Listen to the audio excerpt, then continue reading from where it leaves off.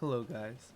So today in this video we're going to be going over pretty much exactly how I got so far ahead in math and I guess science also. Like what I did almost exactly. I can't say exactly cuz I won't have all my old books and stuff, but what I will say is that for up until like ninth grade basically or 10th grade even, I was homeschooled, like pretty much homeschooled. All my learning was at home. Parents would teach me, and then as I started doing more advanced stuff, or they teach me from a book, yeah. And then as I started doing more advanced stuff, I would go to teachers who would teach at a class, and then you'd go home and do the homework at home. So it's kind of similar to how like a college class, except you don't go to a college campus. You usually go to somewhere else, like a church or something, or maybe like a okay, yeah, most of the times it was just like a church. We'd get a room in a church, and that's where we'd have our classes. And so that's where I did it. And so I in mathematics I was basically average until about sixth grade. I decided that I heard that one of my friends was actually gonna be in the Algebra I class in seventh grade. So I decided that with the help of my mom, we were gonna learn pre-algebra over the summer, and from there we can hopefully test into the algebra one, because that's what you had to do, was you had to take a test to test in. So I we did algebra one. We just grinded out, or algebra half. That's what it's called actually. The book. It's pre-algebra, but it's called algebra half. Saxon algebra half. The third, second edition, whatever, one of the older editions. Um, we'd work through the practice problems and work through the problems, and just every day it was just like 3 or 4 lessons. So that got us towards the end of the book. I didn't actually finish the book, so yeah, but I was able to test into Algebra One, which actually it's definitely not Algebra One as you'd think of it. Like when you think of Algebra One, you think of other things. This is mostly basic algebra stuff, like stuff you might see in like a more eighth grade level class. So that's what I'll just call it, eighth grade level math. And there were like a lot of eighth and some ninth graders in there, but it was mostly eighth graders. And then there were the two seventh graders, me and my friend. Uh, Now I was still the youngest because I'm a I have a late birthday, late in the school year. So I was still like 12 for most of the class. Meanwhile, everyone else was like 14. So yeah, I was still young, and teacher knew that I was sort of smart, but like um, I wasn't never I never really showed it because I was normally below average in the class. Like I'd only get 80s. It was a tough class actually, where the tests were they weren't insane. They weren't insanely hard. The problems were basic. It's just that there were a lot of them in a short amount of time. It's kind of similar to like maybe like a SAT or AP multiple choice section test, except all of our questions were free response type questions. So, I mean, it's not like I had the most intense math training ever. It was more like just basic but thorough stuff. I would review the stuff, and that's how I got to know all the ins and outs of basic algebra. So after Algebra 1, that was in 7th grade, I did Saxon Algebra II, second edition. Uh, so that one covers a good majority of geometry. Not all of it, but a good chunk of it. And so with that, I'll have like he gives only a half geometry credit and an algebra 2 credit. And also the algebra 2 part of it is more just like a sort of weird, like yes, it's algebra 2, but it's not exactly what you'd see.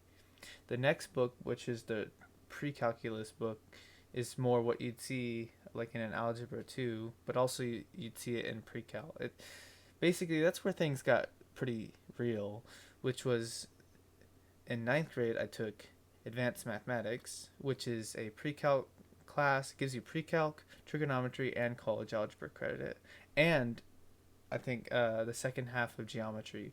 But that was more like in the review section of the book when it's reviewing like algebra and stuff. It also does a huge review of geometry or all the geometry that you need. On top of that, it adds like the last bit that we didn't learn, which was only like little things about like proofs or something like that, or maybe other stuff. So, and I'm right now I'm talking about my main thing. I haven't really brought up the side math things I was doing at the same time. I'll get to that later. So, next thing I did after advanced math, so that got me up through pre-calc. Like I was caught up at that point, right? Ninth grade, I could go into calculus.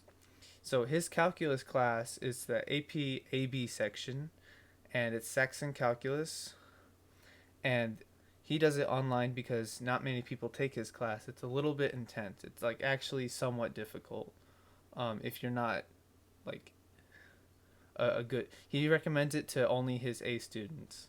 If you're a B student, he says just take it when you go to college or at a different place. Um, so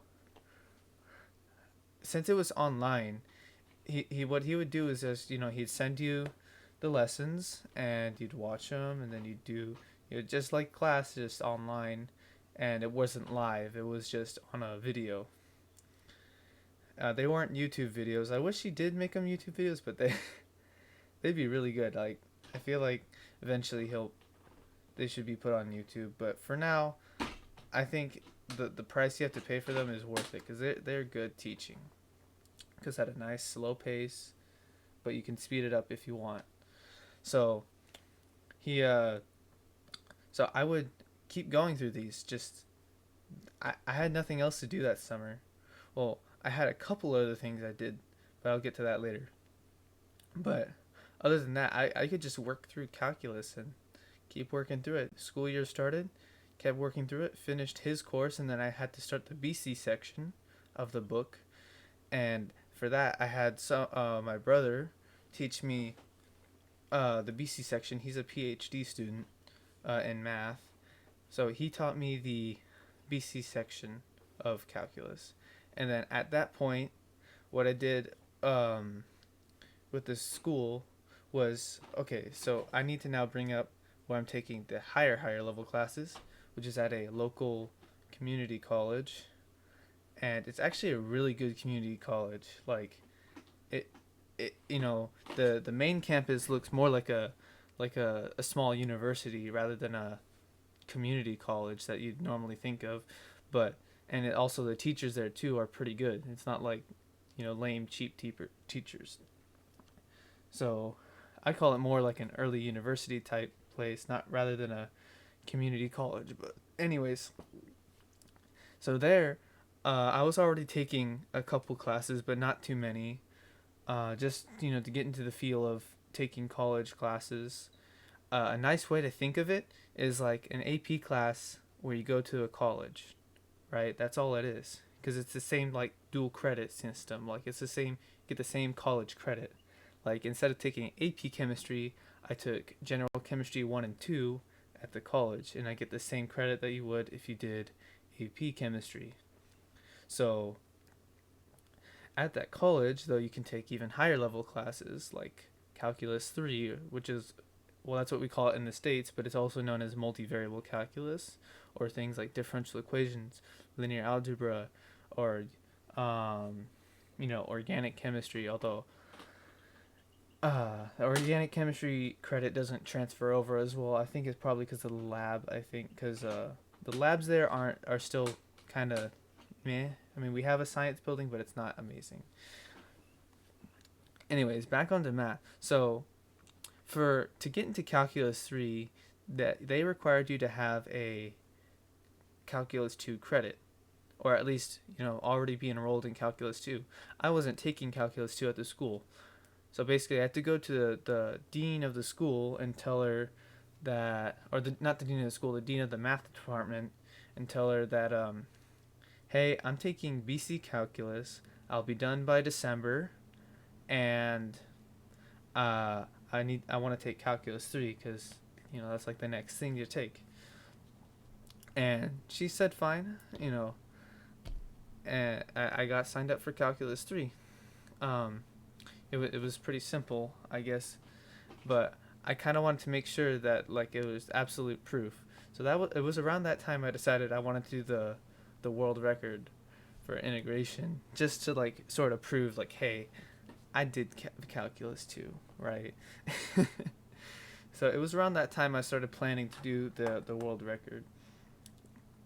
I started writing out the list of integrals, which, by the way, I'll be doing a video on where I just go over the list. So after that, I got into calculus 3, and I also told him that I'll be taking the AP test, which I did in May, and that'll get me the official college like BC calculus credit. Now, I'm still not sure on how I did on that test. There were only like 2 sections of a question that I didn't answer, mainly because I didn't want to. I didn't want to in the sense that I was running out of time, sort of, and I was like, if I spent time formulating an actual response to this, then I would probably just not get far at all. Like, I know you get partial credit, but, like, for me, that would have just taken too much time. I would rather completely solve another question than go through, because they were, like, sort of rigorous, like, approximation type questions. They're not, like, questions where it's sort of intuitive, where like, oh, because of this we do this, instead of just sort of like you just sort of plug stuff into a formula. Anyways, back on track.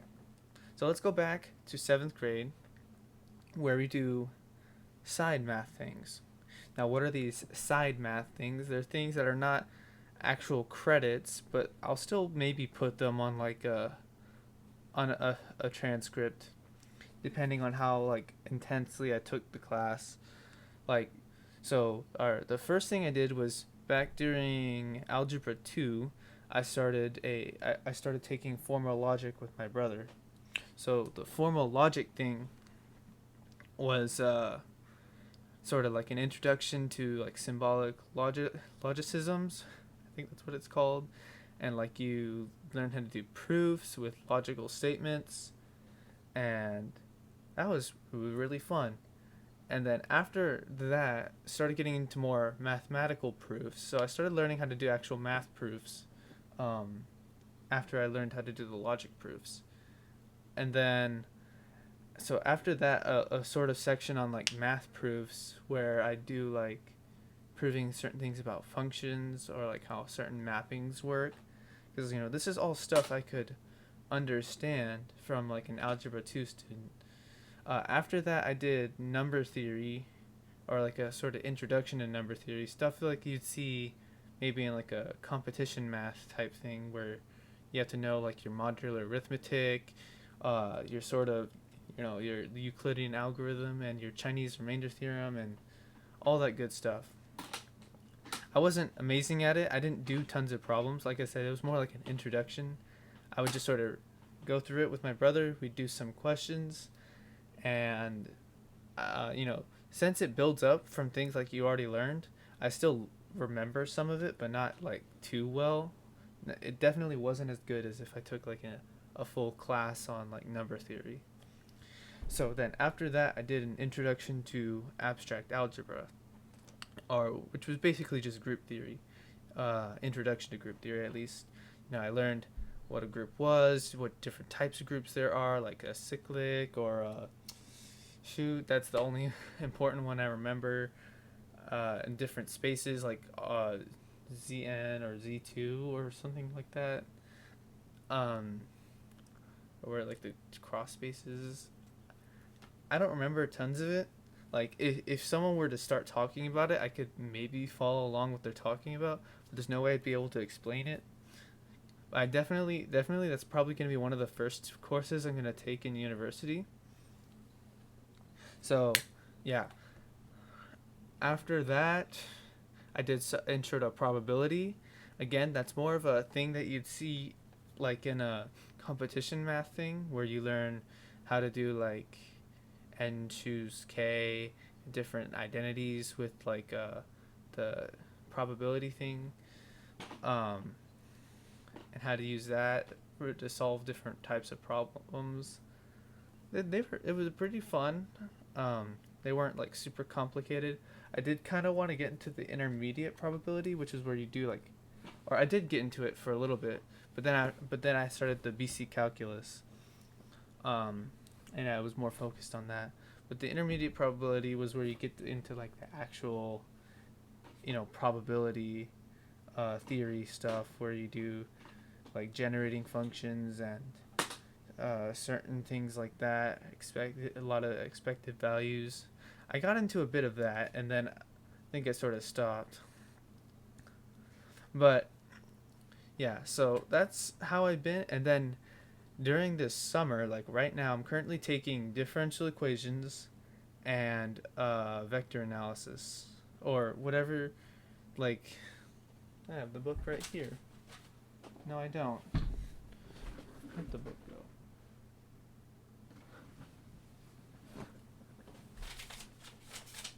Okay, whatever. It's like a continuation of the end of Cal 3 where you go into like really deep about vectors and stuff. You learn about Einstein's notation and like the Kronecker delta function, and you learn about different identities with like curl and divergence, and not just identities but like certain things about them, especially, and they're all applied to like physics and stuff. So that's what I'm doing this summer. Now, some of y'all may be wondering, say, what are you gonna do? Why aren't you doing like analysis or some actual math? And the thing I have to say to that is that at where I'm going, taking a class like that won't really transfer. Okay, technically it will transfer, but the program there.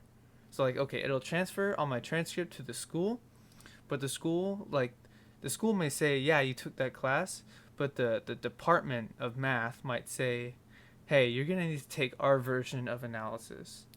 And so that's why I'm only taking classes that aren't like super different at different universities, because differential equations is the same everywhere. Maybe you go a little more in depth, but the general concept is the exact same. It's like you solve some differential equations, but like things like actual analysis, and also a lot of the higher level math classes I'd probably have to take again.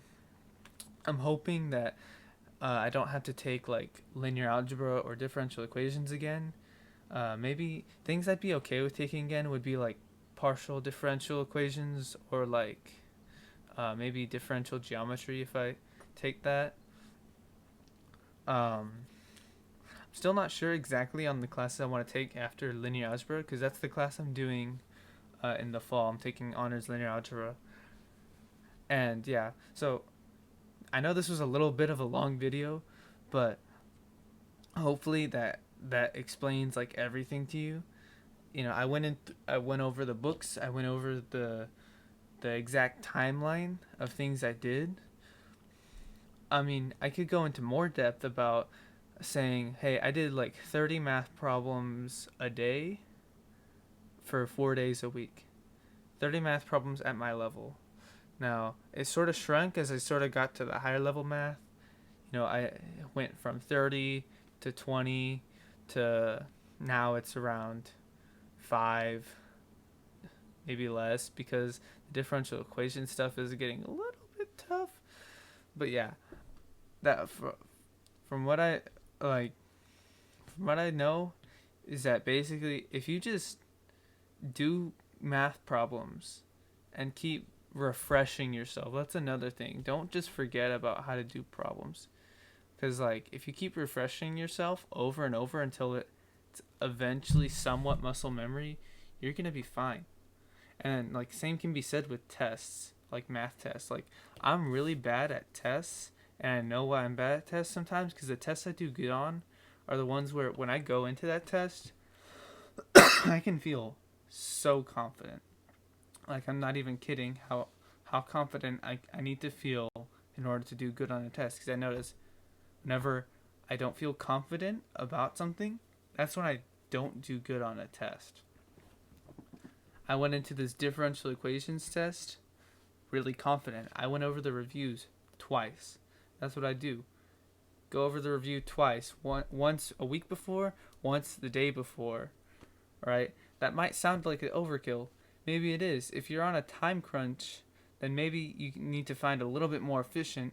But I'd say right now, like, since I don't need to be super efficient with my time, I just need to get it done, then I just sort of, don't care. I just maybe spend as much time as I can on the review and then don't, do it again. And make sure that when you're doing the review, you don't look at the answers. Like, just don't, no matter which version it is. Now, of course you want to check them, but don't have them with you. You want to check your answers and then make sure that you don't see them when you go another time or don't remember them.